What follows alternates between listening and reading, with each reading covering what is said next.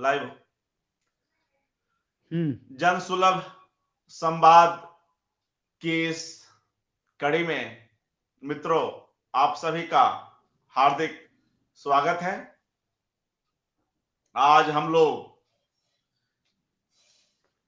अनुवाद पर और कविताओं के अनुवाद पर बातचीत करेंगे और हमारे साथ हमारे समय के महत्वपूर्ण कवि अनुवादक देवेंद्र मोहन जी भी जुड़ने वाले थे, मगर कुछ तकनीकी गड़बड़ी से। विनोद जी आप अपना मोबाइल ऑफ कर लें। विनोद जी कुछ तकनीकी हाँ मोबाइल को ये कर लें, साइलेंस पे कर लें। साइलेंट पे है वो। जी आवाज आ रही थी। मित्रों आप सभी का हार्दिक स्वागत है। जैसा कि आप जानते हैं इधर हाल ही में विनोद भारद्वाज जी की कविताओं के अंग्रेजी अनुवादों का एक संकलन women on a deer hunt नाम से प्रकाशित हुआ। इसी किताब पर चर्चा करने के लिए आज हम यहाँ जन सुलभ संवाद रंग बतकही के में उपस्थित हैं। आज हमारे बीच देवेंद्र मोहन जी भी जुड़ने वाले थे, मगर कुछ तकनीकी कारणों से वे जुड़ नहीं पा रहे और इस सिलसिले में ही कुछ विलंब भी हुआ। तो फिलहाल हम लोगों ने यह निर्णय लिया कि मैं और विनोद जी इस पुस्तक पर चर्चा करेंगे और इन कविताओं के अनुवाद को लेकर, इसमें उपलब्ध चित्रों और रेखांकन को लेकर और एक हिंदी कविता के अनुवाद का जो एक परिदृश्य है वर्तमान में, उस पर कुछ बातचीत हो। अच्छा होता कि देवेंद्र जी हमारे साथ रहते, मगर वह संभव नहीं हो पा रहा है उनके लिए। इस बीच अंजना सभी जी जुड़ गई हैं। नमस्कार अंजना जी आपको भी।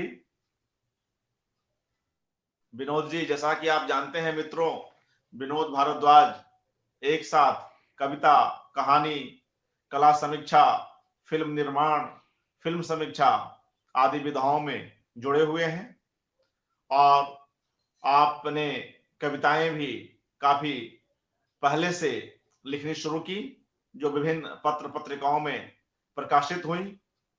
साक्षात्कार में इनकी 2 कविताएं आई थी, जिनमें से एक हवा को भारत भूषण अग्रवाल से नवाजा गया और वह कविता भी इनके कविता संकलन होशियारपुर में संकलित है और जो इनका नवीनतम कविता संकलन हिंदी में आया है होशियारपुर और अन्य कविताएं, उसमें भी संकलित है। मगर आज मित्रों हम women on a deer hunt पर चर्चा करेंगे और इसमें भी यह कविता देवेंद्र जी के ही अनुवाद से अंग्रेजी में उपलब्ध है। मगर इसके पूर्व मैं चाहता हूं कि विनोद भारद्वाज का कवि पक्ष पर भी कुछ बातचीत आवश्यक है। होशियारपुर और अन्य कविताएं संग्रह पर संयोग से साहित्य अकादमी की पत्रिका समकालीन भारतीय साहित्य में मेरा लिखना हुआ था, तो उस आलेख के कुछ अंश मैं यहां रखता हूं और इसके बाद हम इस संवाद को आगे बढ़ाएंगे। इनकी कविताओं पर बातचीत करते हुए जो मुझे कुछ चीजें खास तौर से इनकी कविताओं कुछ खास चीज जो इनकी कविताओं में लगी, उन पर मैं अपनी बात रख रहा हूं। ये कविताएं हमारे समय और समाज के संतरास और उहापोह को, हमारे चिर परिचित परिवेश और उसके राग विराग को, अंतर जगत और बाह्य जगत के आदर्श और यथार्थ के अंतर विरोध को एक अपेक्षित निरपेक्षता के साथ बखूबी अभिव्यक्त करती है। इन कविताओं में एक गहरी उदासी भी व्याप्त है और उनके पीछे का अचूक निरीक्षण कौशल एक बेधक चुप्पी को जन्म देता है, जिससे पाठक गहरे प्रभावित हो पाते हैं। होशियारपुर संग्रह की ही पहली कविता है हिरणों का शिकार करती स्त्रियां। मित्रों, इस कविता से ही इस कविता पर ही यह जो है अंग्रेजी कविताओं के अनुवाद का संग्रह और उसका शीर्षक रखा गया है women on a deer hunt, हिरणों का शिकार करती स्त्रियां। हम इनके अंग्रेजी अनुवाद को भी यहां पढ़ेंगे, विनोद जी स्वयं उसका पाठ करेंगे, मगर उसके पहले कुछ और चर्चा। हिरणों का शिकार करती स्त्रियां इंडिया टुडे के वार्षिकांक में आई थी और उस समय काफी चर्चित रही थी। हम जानते हैं कि कई बार हम अपने अनुभव से यह देखते हैं कि हम वहां ठगे जाते हैं जहां हमें ठगे जाने की उम्मीद नहीं होती। यह बहुत ही मार्मिक दृश्य है और ऐसे अनुभव हमें जिंदगी भर परेशान करते हैं। हमारा वध वह कर जाता है जो हमारी ही तरह निर्दोष और भावुक दिखता है।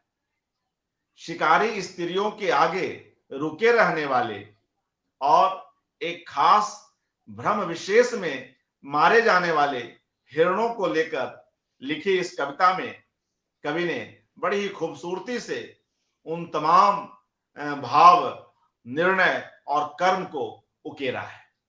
यह कविता उन्होंने एक पेंटिंग को देखकर लिखी थी। तो उस कविता का एक अंश मैं यहां रख रहा हूं, लेकिन हिरण कुछ और ही सोच रहे हैं। इस अद्वितीय क्षण में वे कवियों की तरह हो गए हैं। उन्हें विश्वास है स्त्रियों की तरह शिकार करेंगी, एक कुशल कोमलता और सुंदरता के साथ, और वे निश्चिंत होकर एक शानदार, बहुत ऊंची और शायद आखिरी छलांग हवा में लगाते हैं। तो एक तरह से हम देखते हैं कि विनोद जी की यह कविता हम सभी को या कविता के पाठकों को संवेदना के एक कारुणिक पठार पर ले जाकर अकेला छोड़ देती है। यह कविता पेंटिंग को लेकर लिखी गई थी जिसकी चर्चा हमने की। यहां इस कविता में स्त्रियां केंद्र में हैं, मगर दृष्टि हिरणों की ली गई है। किसी पारंपरिक धारणा के बरक्स ठोस यथार्थ को प्रस्तुत करती यह कविता अपने इसी दृष्टिबोध से ऐतिहासिक बन पड़ी है। हमारे समय के महत्वपूर्ण कवि आलोक धनवा जी ने उचित ही इसे हिंदी में मार्मिक मनोभाव की कविता मानी थी और इसे आलोक धनवा जी ने हिंदी की एक दुर्लभ कविता बतलाई थी। यह भी एक सुखद संयोग है कि इसी कविता को आधार बनाकर इनके अंग्रेजी अनुवादों के संग्रह का शीर्षक भी रखा गया। आज हमारे बीच स्वयं हमारे समय के महत्वपूर्ण कवि, उपन्यासकार, कहानीकार, कला समीक्षक, फिल्म निर्माता विनोद भारद्वाज जी उपस्थित हैं। मैं आप सभी की ओर से इनका हार्दिक स्वागत करता हूं और हम कोशिश करेंगे कि इस संवाद में स्वयं इनसे ही अधिक से अधिक सुने और कैसे इन्होंने अपने कवि कर्म को या अपने कवि रूप को किसी न किसी रूप में कुछ उपेक्षित भी रखा, तो स्वयं हम उनसे ही यह बात भी जानेंगे। विनोद जी, आपका हार्दिक स्वागत है और इस नए संग्रह के लिए, आपकी हिंदी कविताओं के अंग्रेजी अनुवाद women on a deer hunt के लिए आपको ढेर सारी बधाई। और कृपया कुछ इस संग्रह को लेकर इनमें किन किन कवियों के अनुवाद हैं हम जान रहे हैं, लेकिन उसकी क्या प्रक्रिया रही और वह कैसे इस संग्रह के लिए हमारे समय के कई महत्वपूर्ण रचनाकारों ने स्वेच्छा से और कई बार कुछ संयोग से इनके अंग्रेजी में अनुवाद किए। मित्रों, मैं यहाँ यह भी बता दूं कि women on a deer hunt में ऐसी विनोद जी की ऐसी कई कविताएं हैं जो उनके पूर्ववर्ती किसी संकलन में नहीं है। खास तौर से उन्होंने जो लॉकडाउन में कविताएं लिखी और पहले की भी कुछ ऐसी कविताएं थी जो संयोग से उनके संग्रहों में ना आ पाई, मगर अनुवादकों ने उनके अनुवाद किए और वो यहाँ उपलब्ध है। हम शीघ्र ही इनके चौथे कविता संकलन में इन कविताओं को भी देखेंगे। यह हिंदी जगत के लिए यह एक महत्वपूर्ण परिघटना ही है कि विनोद जी की हिंदी कविताएं अंग्रेजी में अनुवाद होकर के पहले आती हैं और अपने मूल संग्रह में मूल रूप में बाद में आएंगी। विनोद जी, इस परिदृश्य पर और अपने कवि पक्ष पर आप स्वयं कुछ कहें, हमारे दर्शक यह जानना चाहते हैं। धन्यवाद अर्पण जी। एक तो मैं पहले ये बताऊं कि संभावना प्रकाशन ने ये किताब प्रकाशित की है हाल में ही। तो ये किताब संभावना प्रकाशन से लगभग 1-1.5 महीना पहले आई है और संयोग से रजा फाउंडेशन के सहयोग से संभावना प्रकाशन ने तनाव पत्रिका, जो कि एक जमाने की काफी इम्पोर्टेंट पत्रिका थी, मतलब लघु पत्रिका 70 के दशक में, उसके 3 किताबें वहां निकाली गई हैं, जिसके मतलब दरवाजे में कोई चाबी नहीं, एक पहला उसका वॉल्यूम है। दूसरा वॉल्यूम है प्यास से मरती एक नदी और तीसरा वॉल्यूम है सूखी नदी पर खाली नाव। इन 3 किताबों में लगभग अनेक हिंदी के श्रेष्ठ कवियों ने अनुवाद किए हैं। इसके अलावा महत्वपूर्ण बात यह है कि सिर्फ उन्होंने ही अनुवाद नहीं किए हैं, जो दूसरी भाषाओं के जानकार हैं उन्होंने भी अनुवाद किए हैं। क्योंकि कहीं ना कहीं आप देखिए, कोई रूसी है, रूसी भाषा जानता है, चीनी भाषा जानता है, चेक भाषा जानता है। तो ये महत्वपूर्ण बात यह है कि ये 3 संकलन अनुवाद के सवालों को उठाते हैं। मतलब जो कि इससे मालूम पड़ता है इन 3 किताबों को देख के कि इसमें बड़े बड़े कवियों ने भी अनुवाद किए हैं, कंवर नारायण से लेकर के तमाम, और मंगलेश जबराल, विष्णु खरे। तो ये अनुवाद पर फोकस करने के लिए ये 3 किताबें मैं महत्वपूर्ण मानता हूं। और वंशी माहेश्वरी ने तनाव पत्रिका जब निकाली थी सीमित साधनों में, तो उसका एक बहुत बड़ा इम्पैक्ट हिंदी कविता पे पड़ा है।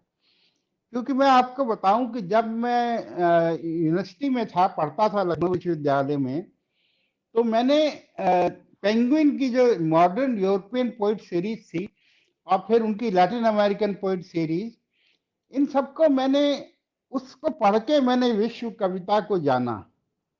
क्योंकि अल्वारेज उनकी मॉडर्न यूरोपियन पोइट सीरीज के संपादक थे और उनको पढ़ के मुझे पता चला कि दुनिया में कविता कितनी तरह से लिखी जा रही है। तो वो एक बहुत बड़ी खिड़की थी हमारे लिए कविता की समझ की। क्योंकि एक बात मैं मानता हूं कि कविता का अनुवाद बहुत मुश्किल काम है, और वैसे तो उपन्यास का अनुवाद भी मुश्किल नहीं है। मार्केस ने एक बार कहा भी था कि मेरा उपन्यास 100 Years of Solitude, जिन्होंने अनुवाद किया है उसका, वो उनका योगदान अत्यंत महत्वपूर्ण है। मतलब वो कोई ऐसा नहीं है कि सिर्फ अनुवादक है। तो मुझे लगता है कि एक कविता का भी अनुवाद बहुत मुश्किल काम है। लगभग मुझे तो लगता है कि आसान भी नहीं है, और पर फिर भी कवि अटेम्प्ट करते हैं। उनको जो कविताएं अच्छी लगती हैं उसको वो अटेम्प्ट करते हैं और उसका महत्व है।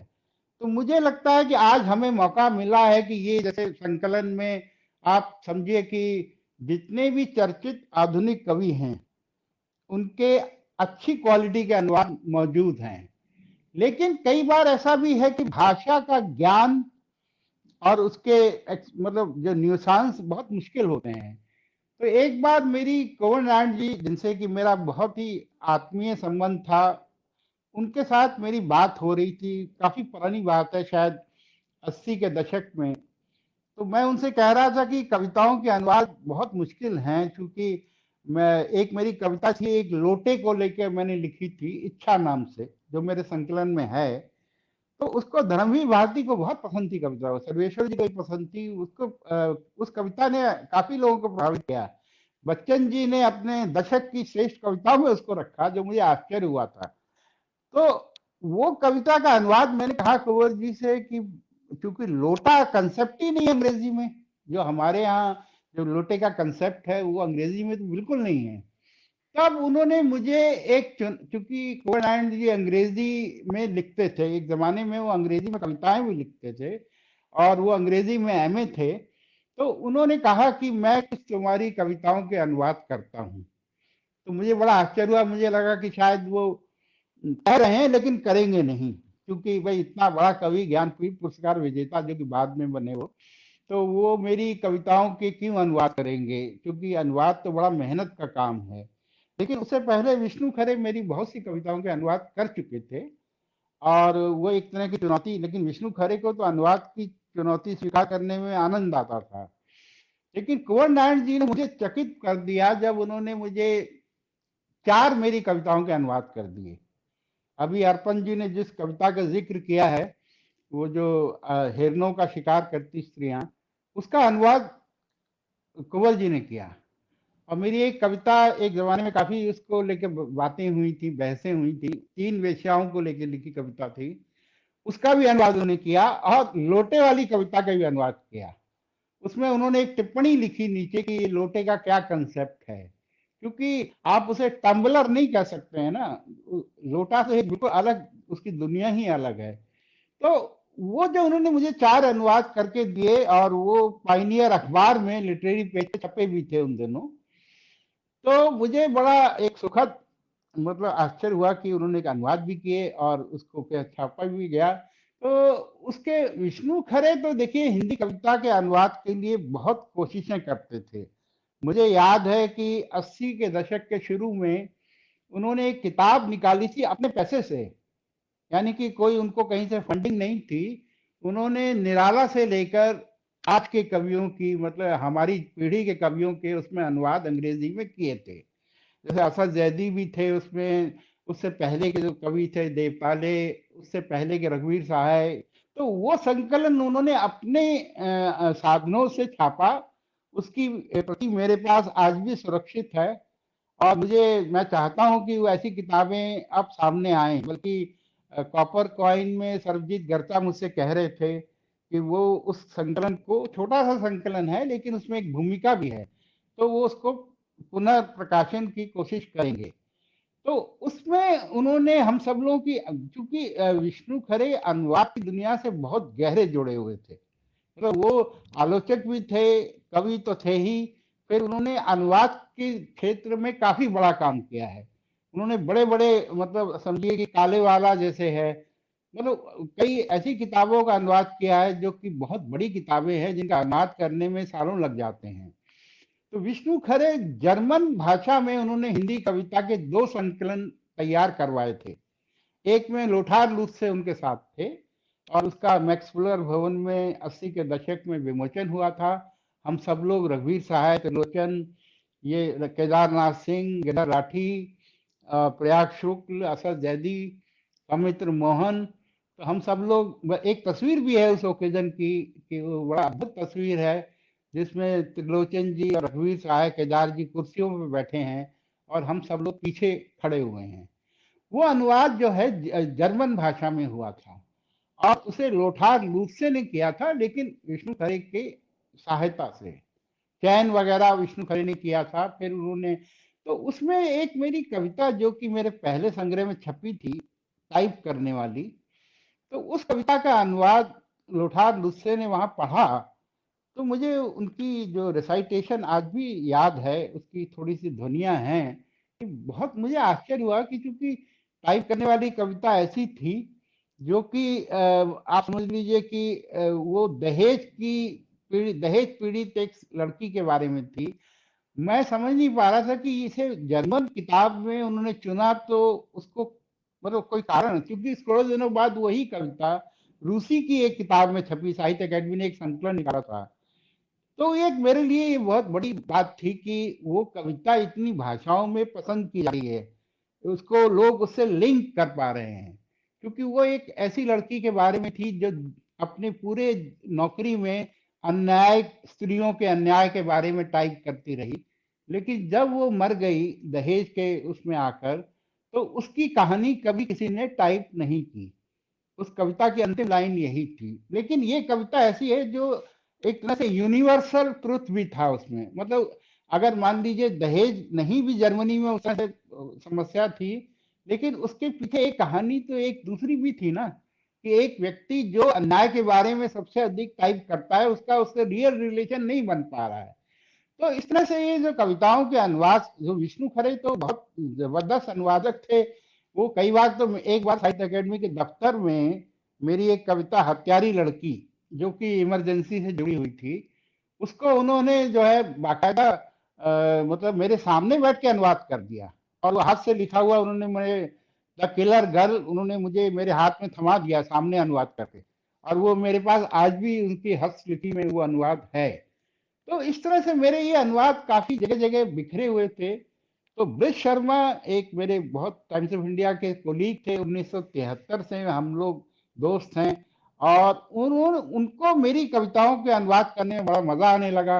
उन्होंने टाइम्स ऑफ इंडिया अहमदाबाद में उसके एडिटर थे, वो उन दोनों लिटरेरी पेज वही देखते थे।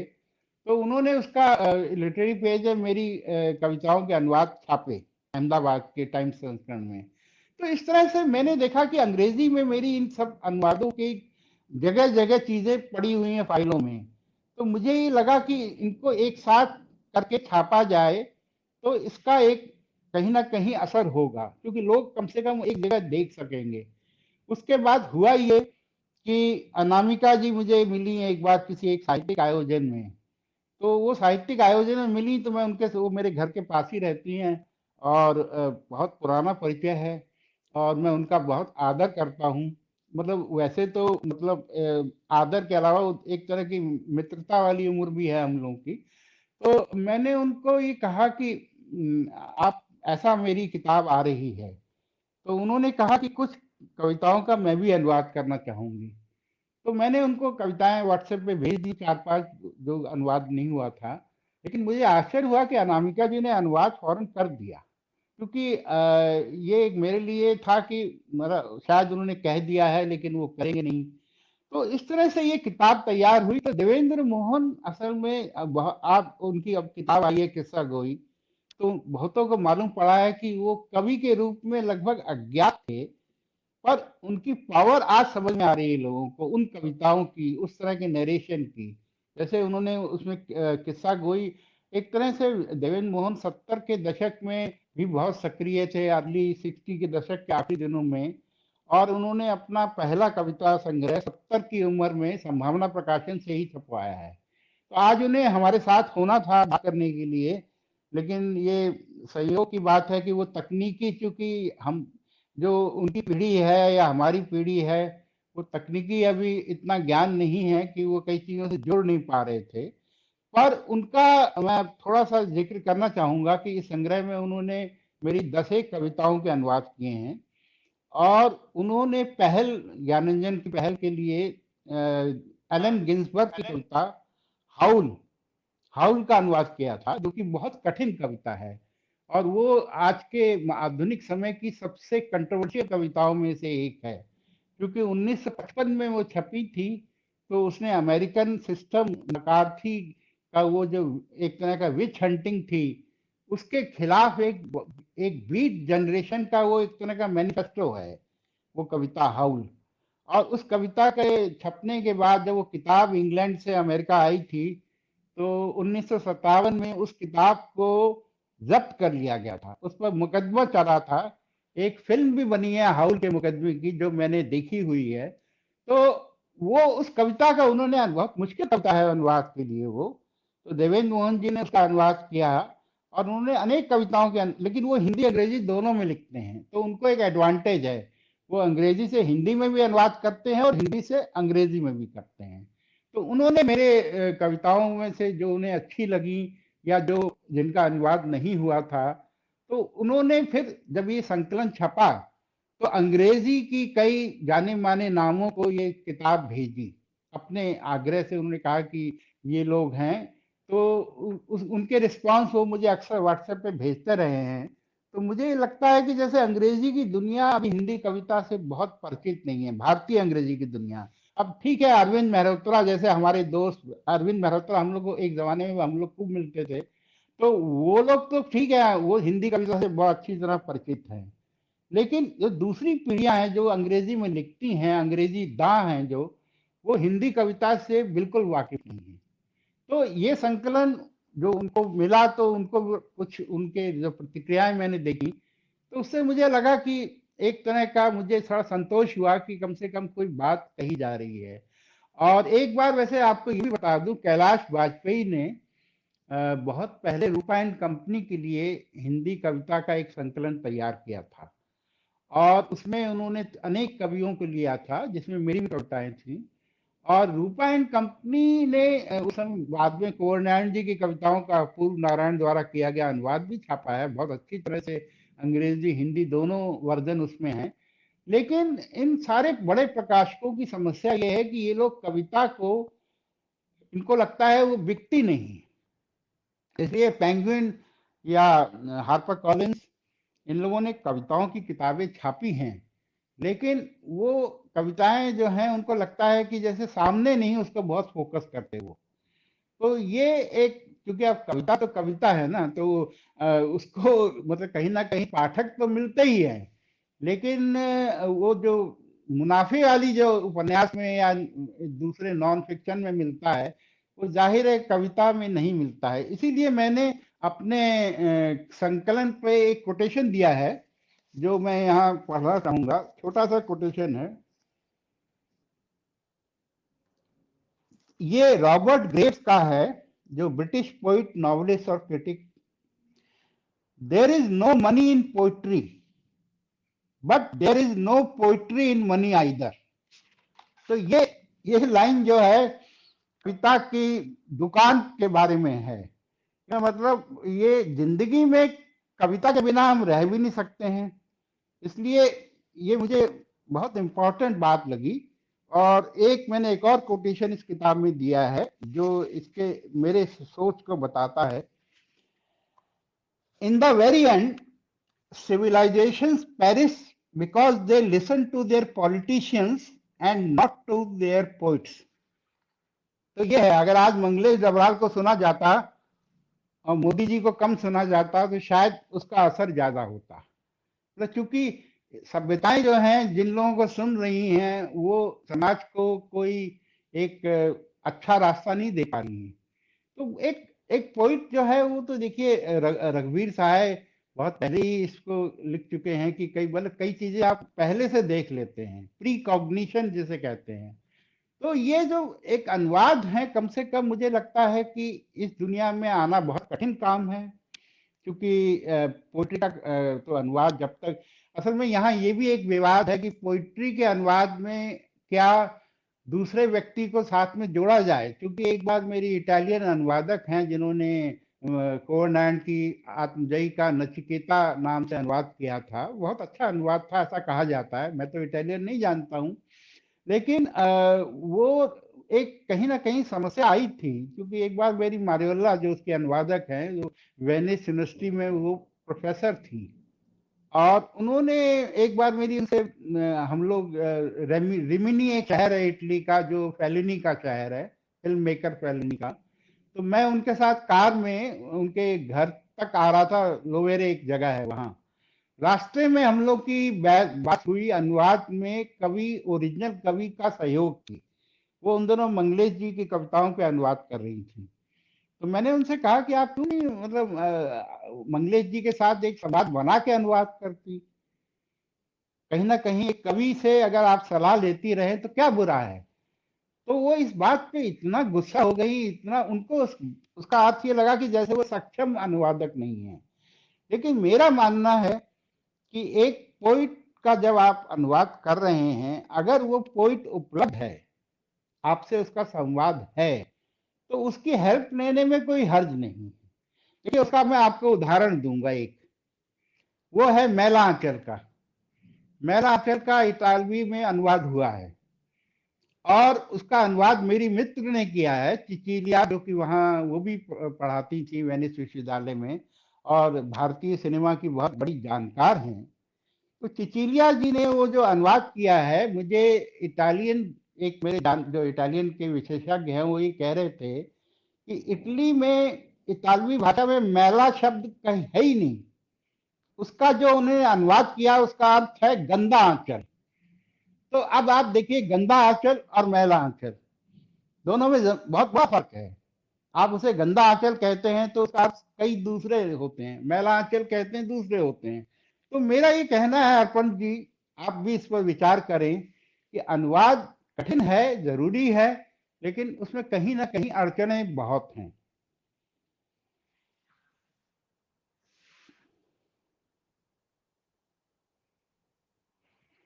आपकी आवाज नहीं आ रही, आवाज नहीं आ रही। जी जी जी, शुक्रिया विनोद साहब, विस्तार से आपने कविताओं के अनुवाद पर बातचीत की। जैसा कि आपने अपने उद्बोधन में कहा कि women on a deer hunt, आपके इस संग्रह में जिन महत्वपूर्ण रचनाकारों ने, लेखकों ने, पत्रकारों ने आपकी कविताओं के अनुवाद किए हैं, उनके नाम मैं एक बार पुनः दोहरा दूं। कुंवर नारायण जी हैं, विष्णु खरे, अनामिका, देवेंद्र मोहन, ब्रिज शर्मा, कामायनी शर्मा और सरबजीत गारचा। कुछ देर पहले आपने अनामिका जी की द्वारा किए गए अनुवाद की बातचीत की। संयोग से दोनों किताबें मेरे पास हैं, आपका हिंदी कविताओं का संग्रह और यह नया जिस पर आज हम चर्चा कर रहे हैं, यह समीक्ष संग्रह भी। तो इसमें एक कविता है, मैं अपने दर्शकों के लिए चाहता हूं कि इसके दोनों रूपों को उनके समक्ष रखा जाए। आँच। तो पहले मैं इसका पाठ हिंदी में करता हूं और फिर अनामिका जी द्वारा अंग्रेजी में अनुवाद किए गए रूप को रखता हूं। बहुत ही सधी हुई और कम शब्दों में प्रभावशाली ढंग से लिखी गई यह कविता है। आँच। मेरी आंखों में आग है, तुमने बहुत खामोशी में कहा। मेरी कविताओं में आग है, तुमने बहुत खामोशी में कहा। इसकी तेज आंच कहीं तुम्हें तपस्वी न बना दे।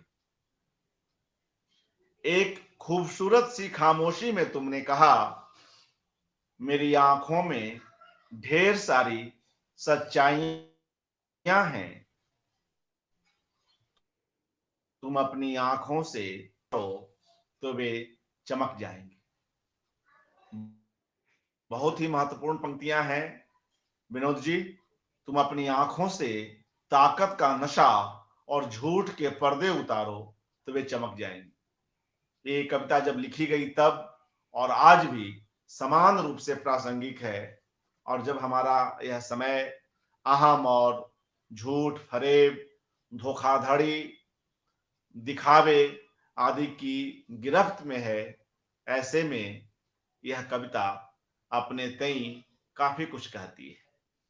मित्रों, अनामिका जी द्वारा अंग्रेजी में इस कविता का अनुवाद इन शब्दों में हुआ। Heat. There is fire in my eyes, you said in deep silence. There is fire in my eyes, you said in deep silence. Its blazing heat could turn you into a mendicant. Its blazing heat could turn you into a mendicant. There are splinters of truth in my eyes. There are splinters of truth in my eyes, you said in beautiful silence. Strip the lust of power and those lies. Strip the lust of power and those lies of your eyes and they shall gleam for sure, and they shall gleam for sure. तो मित्रों, जो हिंदी में इन शब्दों की खुशबू थी, हम देखते हैं कि सधे हुए अनुवाद में भी वह प्रभाव बेहतर रूप में कायम है। विनोद जी, यह संग्रह एक महत्वपूर्ण संग्रह है। इसमें एक से बढ़कर एक रेखांकन है, चित्र हैं, कई महत्वपूर्ण पेंटर इससे जुड़े हुए हैं। तो कृपया इस पुस्तक के कला रूप पर भी अपनी कुछ बात रखें, विनोद जी। सर, ये देखिए, ऐसा है कि कविता और कला का रिश्ता बहुत पुराना है। अगर आप देखें तो बॉडलेयर, फ्रेंच पोइट बॉडलेयर ने कला समीक्षा भी लिखी थी। आधुनिक समय में रिल्के रिल्के तो बहुत रौदे जो स्कल्प्टर, महान स्कल्प्टर है, जिनकी वर्क है वो काफी मशहूर है, द थिंकर। रिल्के जो है खुद एक बहुत बड़े जर्मन भाषा के कवि थे, लेकिन वो उनके साथ काम भी करते थे, मतलब उनके वहां पर उन्होंने काम किया था रौदे के यहाँ।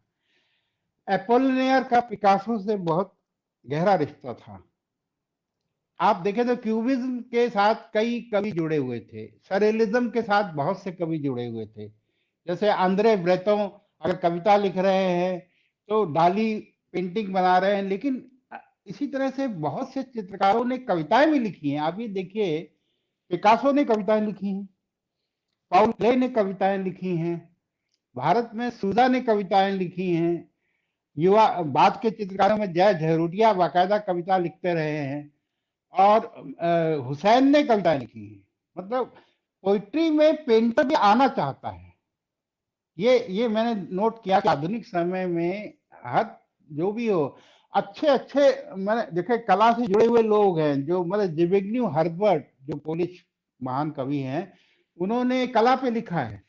तो ये जो आवाजाही है एक बहुत महत्वपूर्ण है।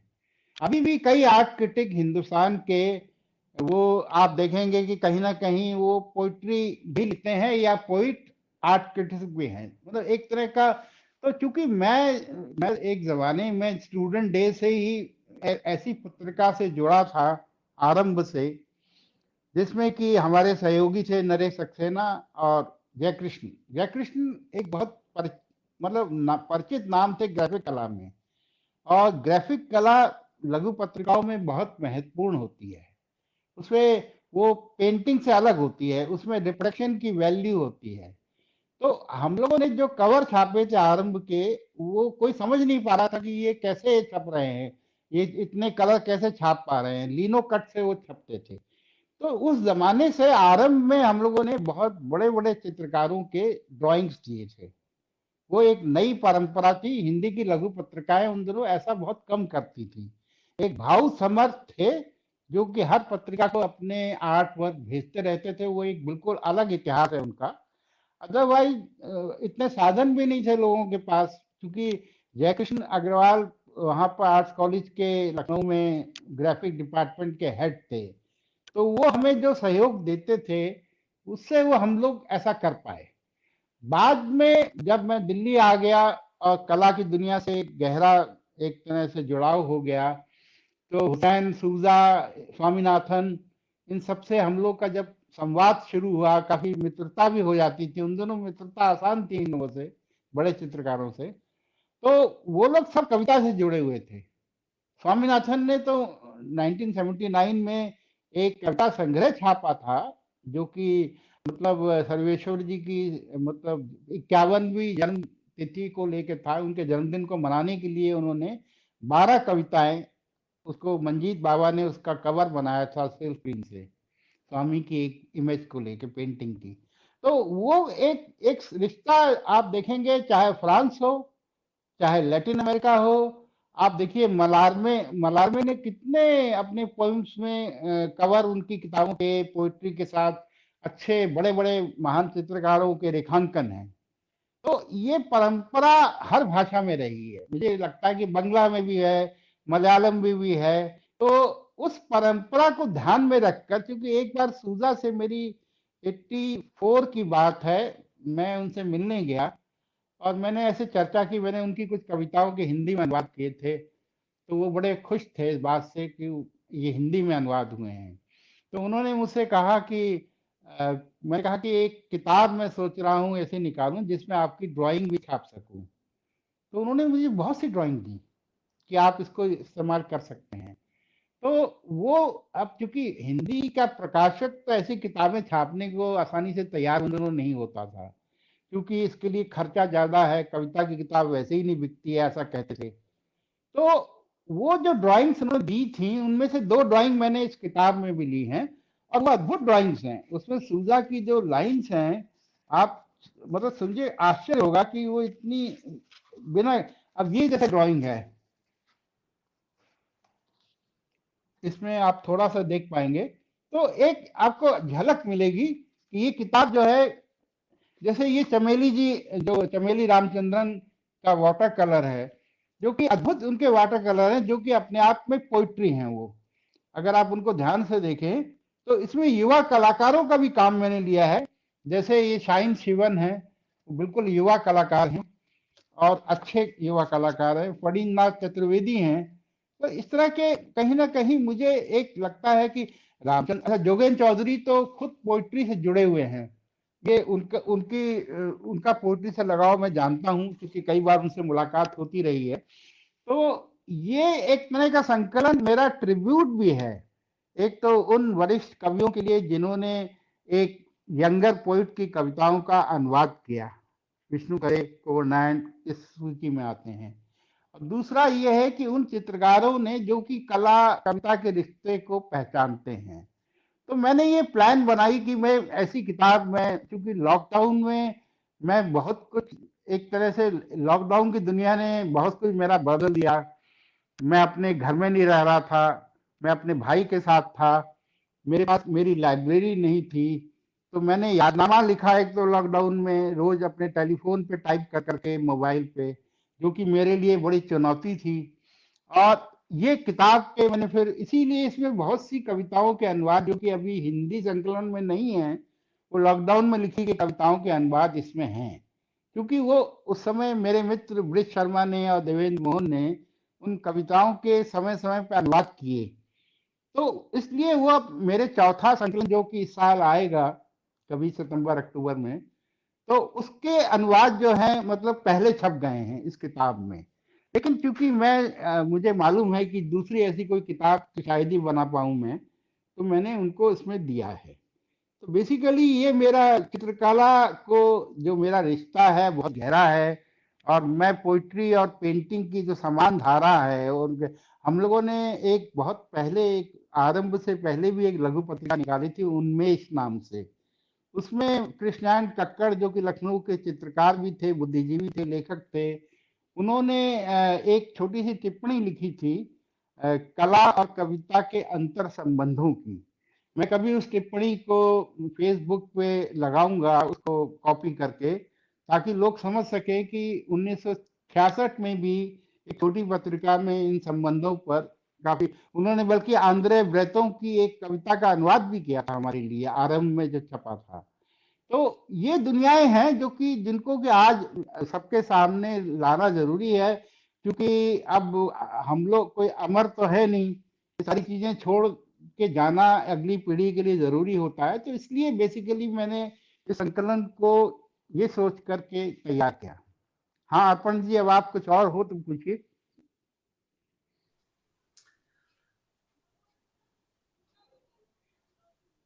जी विनोद साहब, आप एक चलते फिरते इतिहास के स्रोत हैं। तो आपको जितना इंसाइक्लोपीडिया हो सुना गए। जाए उतना कम लगता है। मित्रों, जैसा कि विनोद जी ने विस्तार से बातचीत की women on a deer hunt के कला पक्ष को लेकर, और नए पुराने अपने कलाकार साथियों से संबंध को लेकर और इस पुस्तक की साज सज्जा में उनकी उपयोगिता और उसके महत्व को लेकर। विनोद जी, अगर आपके पास कुछ वे कविताएं हों जो आपके हिंदी अब तक के तमाम हिंदी कविता संग्रहों में वे कविताएं हिंदी में नहीं हैं और इस अंग्रेजी अनुवाद के संग्रह में हैं, अगर आपके पास आसानी से हो तो एक दो कविताओं का वहां से भी पाठ आप स्वयं करें। यह हमें और हमारे दर्शकों को अच्छा लगेगा। और जब तक कि विनोद जी इसे ढूंढते हैं मित्रों, अभी कलाकार की बात हो रही थी तो इनकी एक कविता है हाथ। कलाकार हिम्मत शाह पर केंद्रित या कहिए उसके बहाने कई जरूरी बातों और परिदृश्यों को उठाती कविता। यह कविता इस संकलन में भी है और जिसका हिंदी से अंग्रेजी में अनुवाद देवेंद्र मोहन जी ने किया, जो आज के कार्यक्रम के वक्ता भी थे मगर संयोग से वे जुड़ नहीं पाए। तो मैं इस हाथ शीर्षक कविता का अंतिम अंश पहले हिंदी में और फिर अंग्रेजी में सुनाता हूं। हाथ पर हिम्मत शाह तो हर तरह के हाथ को एक जादुई रूप दे देते हैं। दरअसल तुम्हारा हाथ एक पूरा शरीर है। देर रात के अंधेरे में जब चूमता है कोई तुम्हारा हाथ, देर रात के अंधेरे में जब चूमता है कोई तुम्हारा हाथ, घुप अंधेरे में चांदी की एक लकीर चमकती है। बहुत महत्वपूर्ण पंक्तियां, उतनी ही दृश्य बिंब को उभारती भी।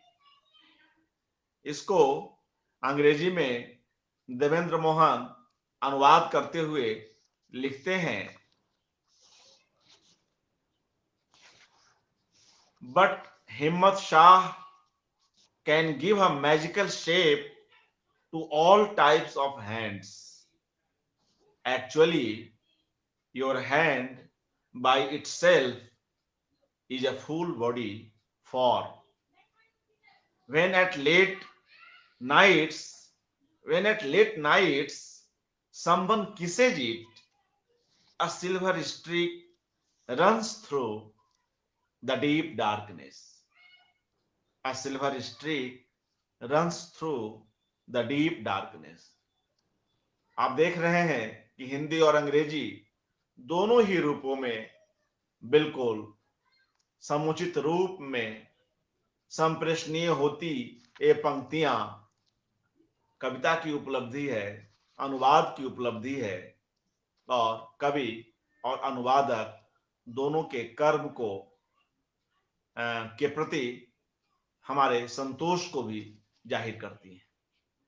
मित्रों, इस संग्रह में women on a deep Hunt में विनोद जी की कविताओं के जो अनुवादक हैं, जैसा कि आपने अभी नाम सुने थे, उनमें से अधिकांश स्वयं में कवि हैं, चाहे वे देवेंद्र मोहन हो, कुंवर जी हो, विष्णु खरे हो, अनामिका हो।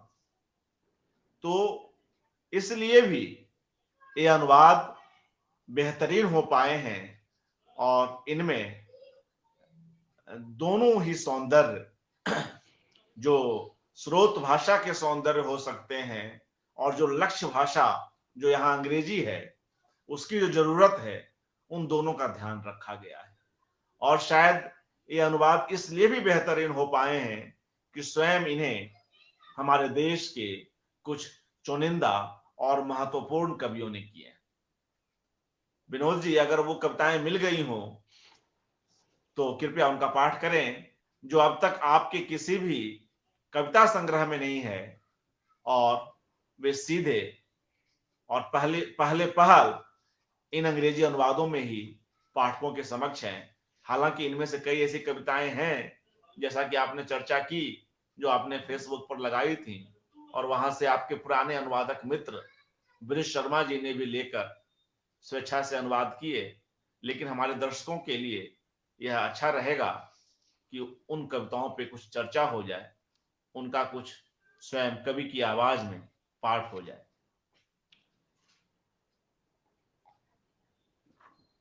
धन्यवाद अर्पण जी।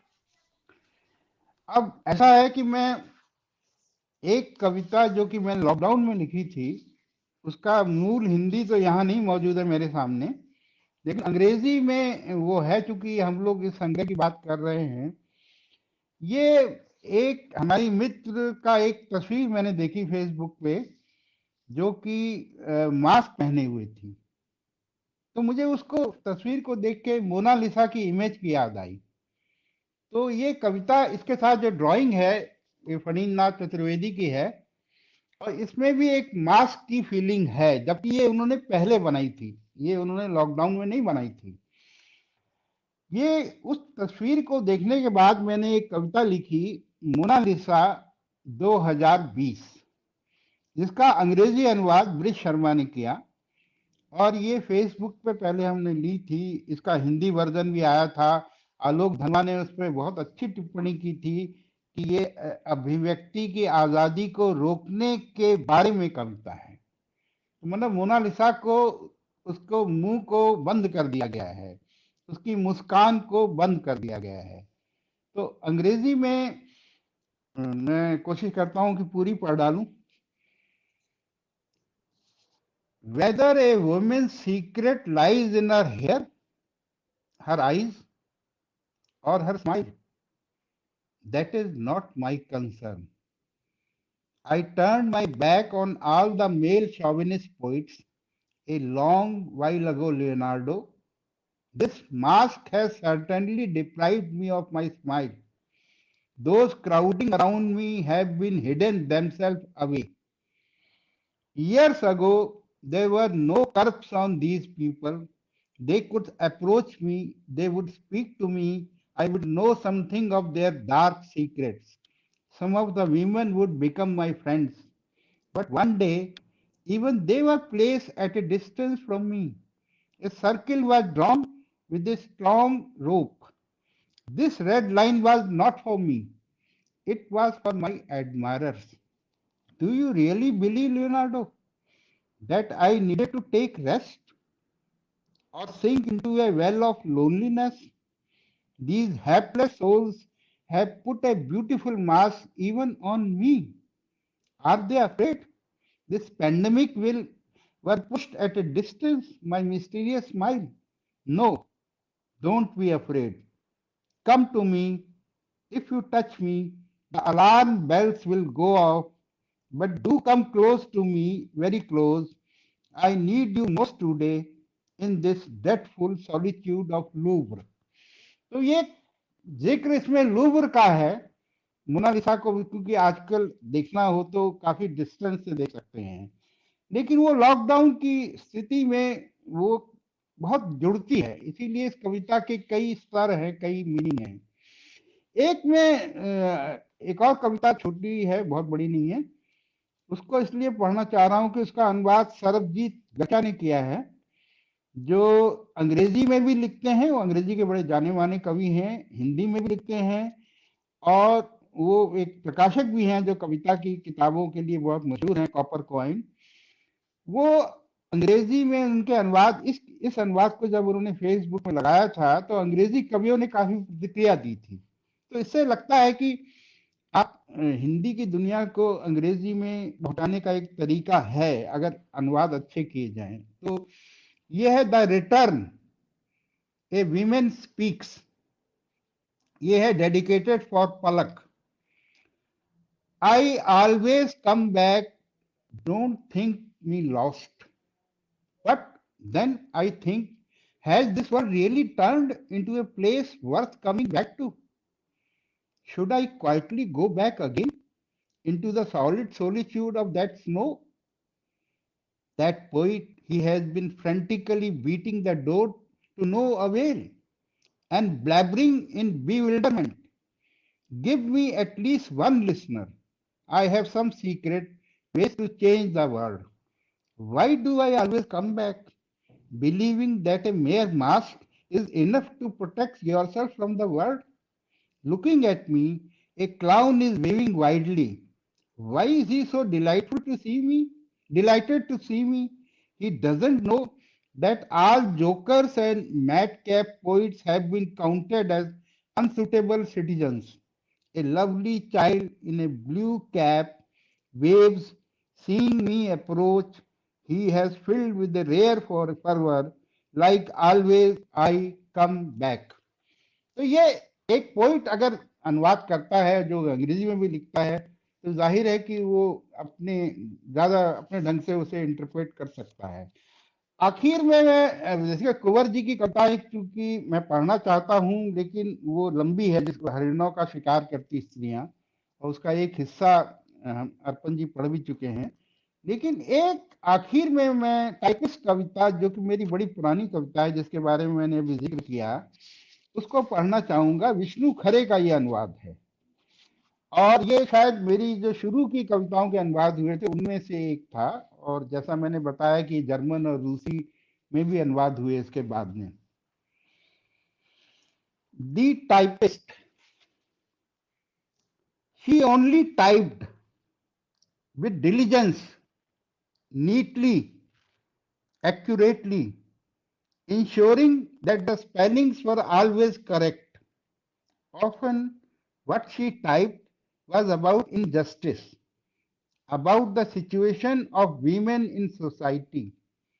Mostly, she only typed, opening her round brass lunchbox, heating her food on the room heater, making it edible. The girl would shudder, lest there should be the word love in her dictation. Though often the words were different, which she always typed correctly.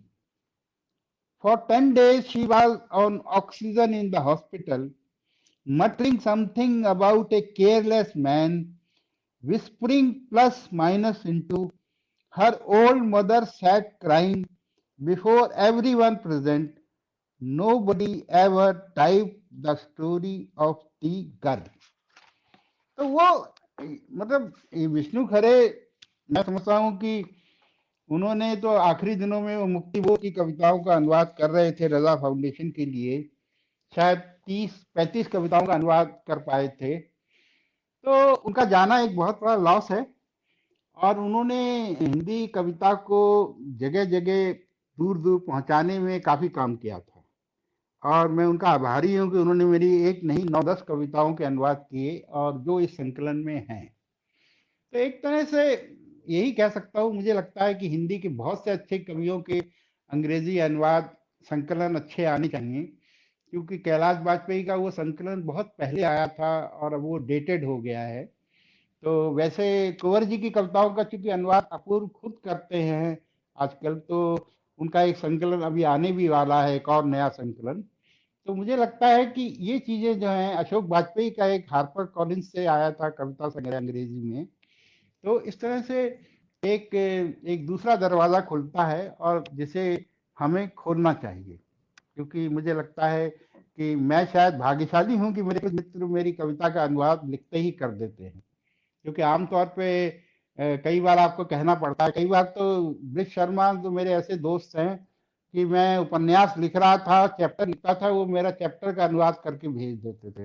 शायद ही ये भाग्य आसानी से किसी को मिलेगा कि आप उपन्यास लिख रहे हैं साथ साथ अंग्रेजी अनुवाद हो रहा है और वो हार्पर कॉलिंस से उनके 2 अनुवाद छप भी चुके हैं, जो कि एक बहुत बड़ी बात है कि हिंदी के उपन्यास अंग्रेजी प्रकाशक छापे। इसके लिए मैं इन सब मित्रों का आभारी हूँ और उन वरिष्ठ लोगों का तो खैर जाहिर है होऊंगा ही। और अर्पण जी, मेरा ख्याल है आपने काफी जो आप आजकल कार्यक्रम कर रहे हैं, बहुत से लोगों को बहुत सी चीजें पहुंचाने का मौका दे रहे हैं, ये एक अच्छी बात है और मैं इसके लिए आपको बधाई देना चाहूंगा।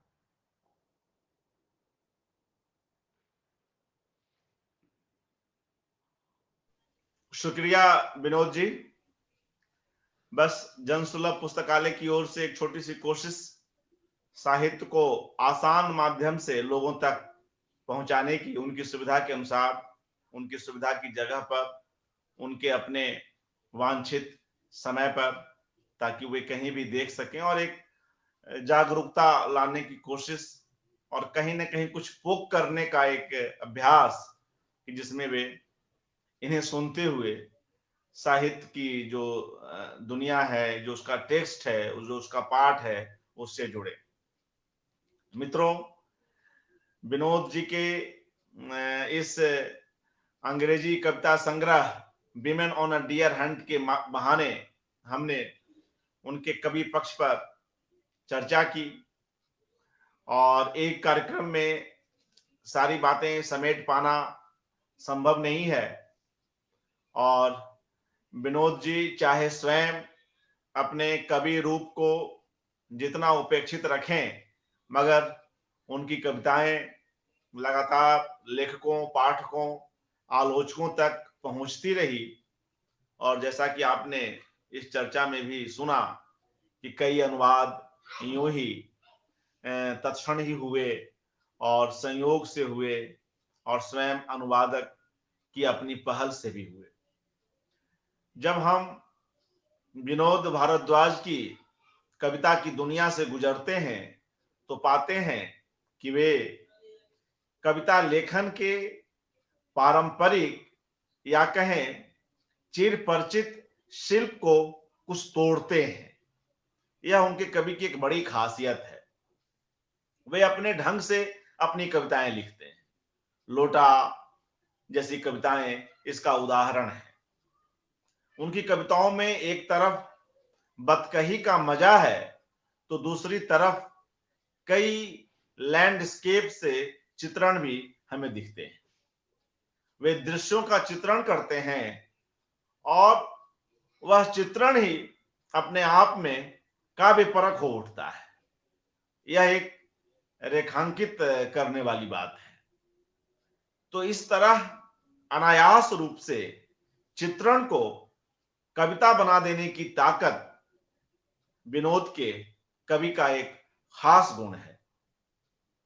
मसलन मेहमान, बंबई की स्मृति, टेम्पो वाला जैसी कविताएं।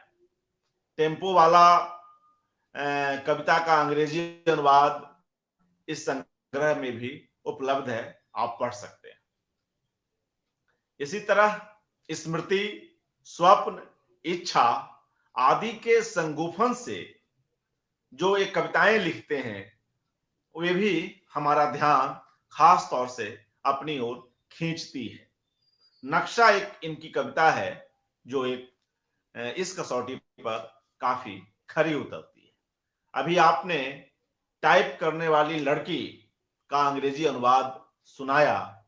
मित्रों, यह जैसा कि आपने सुना, यह एक बेहद मार्मिक कविता है और उस टाइपिस्ट लड़की के यौन शोषण और तदनंतर उसकी मृत्यु की कहानी को कविता कह देती है और बगैर बहुत उसको लक्षित किए हुए कह देती है, संकेत में कह देती है।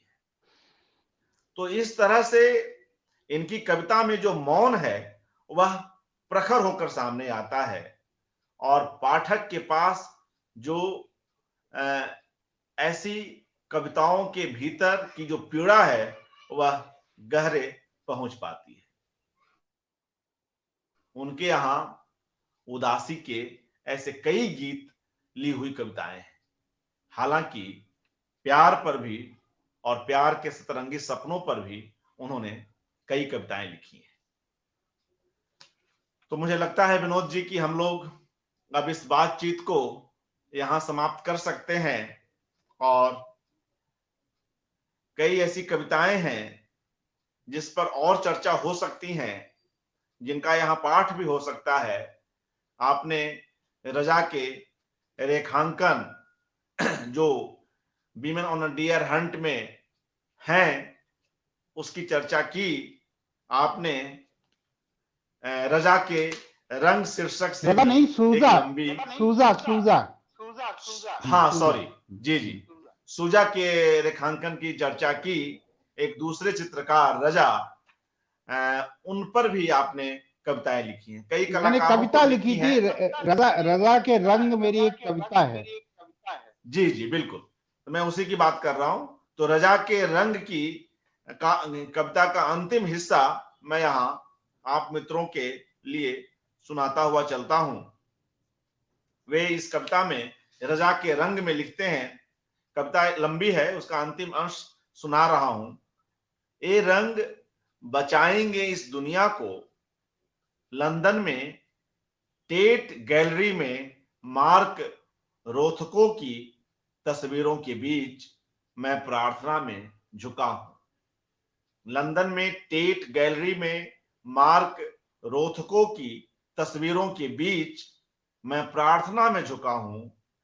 रजा के रंगों का एक संग्रहालय मुझ जैसे नास्तिक को भक्ति के लिए प्रेरित कर रहा है। ओ कला की समस्त सुंदरताओं, इस वहशी भीड़ से मुझे बचाओ। मुझे शर्म आती है यह कहते हुए कि वे मेरे देश के लोग हैं।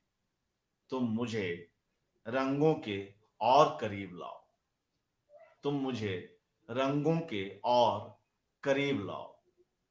तो कला और कविता के बीच की जिस आवाजाही की बात विनोद भारद्वाज जी कर रहे थे, हम देखते हैं कि यह आवाजाही और अपने यथार्थ से जो बेचैनी या जो पीड़ा होती है उससे बचते हुए या उस खीज में कवि कैसे कला के पास वापस लौटता है, इसकी अनुगूंज विनोद भारद्वाज जी की कई कविताओं में हमें सुनाई पड़ती है।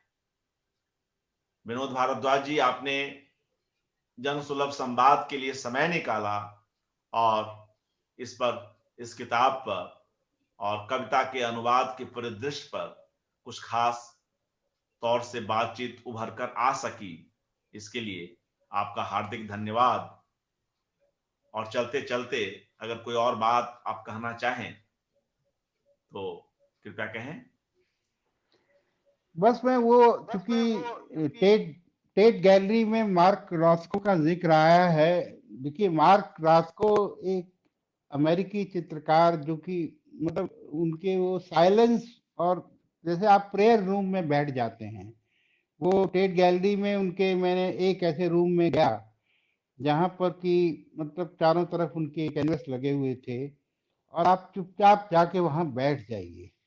तो एक बहुत मतलब इस अशांत दुनिया में, जहां रोज जो है आतताई तानाशाह आपकी जिंदगी को इतना ना रहने लायक बनाए जा रहे हैं, या मॉडर्न टेक्नोलॉजी के लाभ भी है लेकिन वो कितना नष्ट भी कर रही है, तो उसके उस दौर में वो जो मैं वहां बैठा था, तो मुझे, चूंकि रजा एक, देखिए हमारे यहाँ जो जैसे हिंदू मुस्लिम दंगे या ये जो माहौल आता है, तो अब रजा जैसे पेंटर, उनके रंग आपको एक एक ऐसी दुनिया में ले जाते हैं।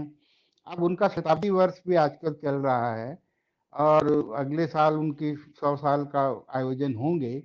लेकिन वो जो कलाकार के रंग होते हैं, अगर वो बड़ा कलाकार है तो उसके रंग जो है आपको बहुत, चूंकि ये कविता मैंने जब लिखी थी, मैं शायद भोपाल शहर उतरा था, और उन दोनों काफी टेंशन का माहौल था, मतलब कुछ वहाँ भोपाल के पुराने इलाके में, क्योंकि रजा का भोपाल से काफी रिश्ता, मध्य प्रदेश से तो है ही बहुत गहरा रिश्ता। तो ये बाद में अखिलेश ने एक पत्रिका के विशेषांक में इसको छापा था। इसका अंग्रेजी अनुवाद अभी नहीं उपलब्ध है, तो ये मेरे संग्रह में नहीं है, लेकिन आपने उसको आखिर में कोट करके एक तरह से सही किया, क्योंकि वो आज के दौर में, भयानक दौर में, एक थोड़ा सा जो रंग है आपको एक प्रार्थना घर में पहुंचा देते हैं, और एक शांति घर में। और मैं रजा के उन चित्रों की बात कर रहा हूँ जो उन्होंने 80 के दशक में बनाए, 90 के दशक में बनाए, या 70 के दशक में बनाए। तब वो उनके, मतलब उन चित्रों में आप पाएंगे कि एक गहरी साधना, एक प्रार्थना है।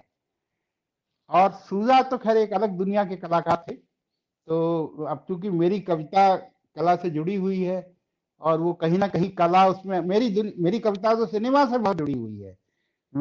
मैं तो सार्कोवस्की को पोइट मानता हूँ, जो रशियन फिल्म मेकर तार्कोवस्की को, उनको देखना, या हंगेरियन फिल्म मेकर बेला तार को देखना, ऐसा लगता है कि आप पोइट्री को सेलुलाइट पे देख रहे हैं। तो वो मेरे ऐसे बहुत से प्रिय, मैं बल्कि अभी बिहार म्यूजियम के बिनाले के लिए मुझे एक कार्यक्रम करना है, मास्टर क्लास, उसमें मैं तार्कोवस्की और बेलातार, इन सब लोगों के वो हिस्से ले रहा हूँ, या ऋत्विक घटक के, जो कि एक पोइटिक स्टेटमेंट हैं। तो मेरा ये कहना है कि हमारे दौर में सिनेमा, कविता और ये चित्रकला, तीनों के बीच रिलेशनशिप ने बहुत कुछ दिया है, बहुत कुछ सार्थक दिया है, जिसको रेखांकित करने की जरूरत है। नमस्कार। जी नमस्कार विनोद साहब। मैं उम्मीद करता हूं कि हमारे दर्शकों को यह कार्यक्रम और यह संवाद उपयोगी लगा होगा। और आप जानते हैं मित्रों कि जनसुलभ पुस्तकालय पर कई विधाओं में लगातार कार्यक्रम किए जा रहे हैं। उसी में अनुवाद भी एक बड़ी विधा है, और उसके माध्यम से हम विश्व साहित्य को, भारतीय साहित्य को उसके अलग अलग रूपों में देखते हैं। और इसके पूर्व में अनुवाद पर केंद्रित एक कार्यक्रम राजुला शाह जी का हुआ था, जिसमें उन्होंने विंसेंट वैन गॉग के अपने भाई को लिखे पत्रों का हिंदी अनुवाद और उस पर चर्चा की थी। आज अनुवाद की इस दूसरी कड़ी में हमने हमारे समय के एक महत्वपूर्ण कवि विनोद भारद्वाज जी की कविताओं के अंग्रेजी अनुवादों को यहाँ देखा, पढ़ा और उस पर चर्चा की। और संयोग से ये सभी अनुवादक हमारे देश के ही हैं। ब्रिज शर्मा भारत से बाहर रहते हैं, मूलतः भारत के ही हैं, और तमाम नहीं, ब्रज शर्मा महत्वपूर्ण अब लेखक। वो बाहर आ गए हैं, वापस आ गए हैं, अब गोवा में रहते हैं। अरे वाह, चलिए सुखद समाचार सुनाई आपने कि वे वापस भारत आ चुके हैं।